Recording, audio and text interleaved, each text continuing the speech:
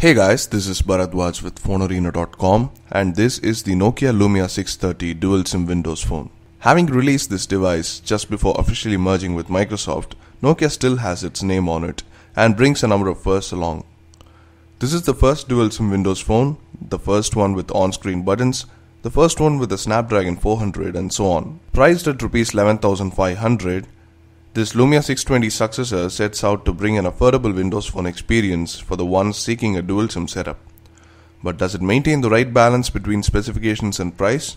Let us find out in our full review. The Lumia 630 is designed to look just like the successor of the 620, carrying forward the curved corners and a flat look at the front with sizable bezels, which frankly waste a lot of space, especially now that there are no capacitive touch buttons. Over at the front, we have the 4.5-inch display above which sits the earpiece and the proximity sensor. Surprisingly, there is no ambient light sensor here, so there is no automatic brightness on this device.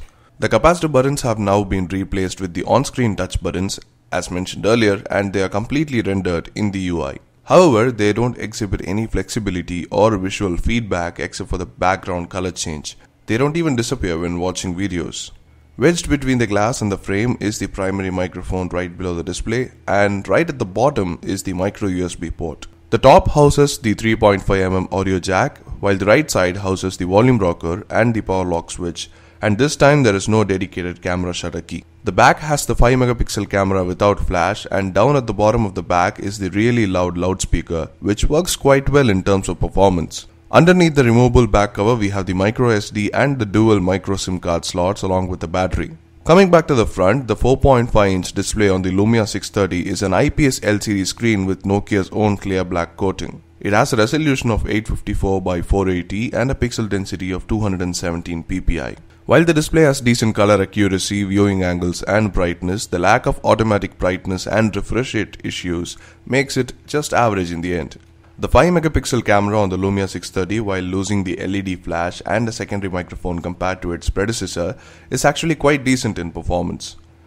Aided by the Nokia camera app, the Lumia 630 takes good macro and indoor pictures as we had seen in our camera review. The phone tends to produce purple fringes in brightly lit conditions with the sun shining, but otherwise it is quite good in terms of detail and resolution, especially at this price.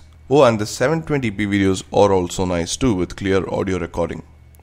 Under the hood, we have the Qualcomm Snapdragon 400 quad-core chip with 4 Cortex-A7 cores clocked at 1.2 GHz with the Adreno 305 GPU giving company to handle its gaming duties. The storage situation has really improved with Windows Phone 8.1 gaining support for installation and even moving of apps to the external SD card, so you'll never face shortage in space if you have a spare SD card around. Another interesting addition to the internal hardware is the sensor core chip that enables low power collection of accelerometer and gyro data, which could be helpful in fitness apps like the recently updated Bing Health and Fitness app that could record your steps. This could be featured on all Lumia devices henceforth. In terms of connectivity features, we have the new dual SIM setup that is completely new to Windows Phone. But surprisingly, it has been implemented really well with options to toggle between SIMs in the dialer, messages, setting defaults for mobile data, and even a smart dual SIM feature that enables call forwarding between the SIMs. Both the SIMs will support 3G, but only one can be accessed at the time, and they even have separate live tiles for quick access to the different numbers. Other connectivity features like Miracast wireless display support over Wi-Fi as well as USB point to one major improvement, which is software. Windows Phone 8.1 debuted at the Build conference in April, and through Lumia 630 it is making its entrance into the mainstream. Some really important feature additions like the Action Center, Cortana, new APIs and more have closed the gap between Windows Phone and the other platforms. On top of this is Nokia's own device-specific Cyan firmware, which is a layer that enables some features like Miracast support and smart dual SIM. Being a budget phone, there are not many hardware level enhancements like glance screen for example, but you do get all the goodness of Windows Phone 8.1 including the new start screen wallpapers. However, on the apps side, things are still slow in releases as well as updates. You'll be able to find the most first-party services for the platform, but their update cycles have been lackluster to say the least. And the new apps aren't coming in droves either. So if you're looking at the 630, make sure you don't have high expectations in apps because it should be fine if you're just a casual user. Coming to battery life, the 1830 mAh battery seems to have good standby times, but under moderate to heavy usage, it gives around 16 hours of battery life. With Battery Sense, one can granularly control the apps that can work in the background and also activate the battery saver when necessary, which extends the life further. But if you are a heavy dual SIM user with mobile data always turned on, getting through a day would be really tough.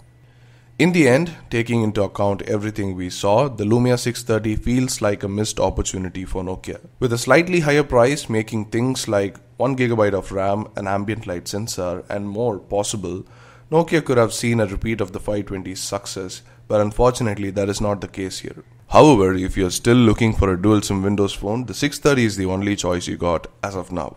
To summarize better, here is a list of pros and cons of this device. And that's about it for the video review. You can check out the full review over at the blog, the link is in the description below. Do hit the like button if you liked the video and also subscribe to our channel for more reviews like these. Thanks for watching and let us know what you think in the comment section below.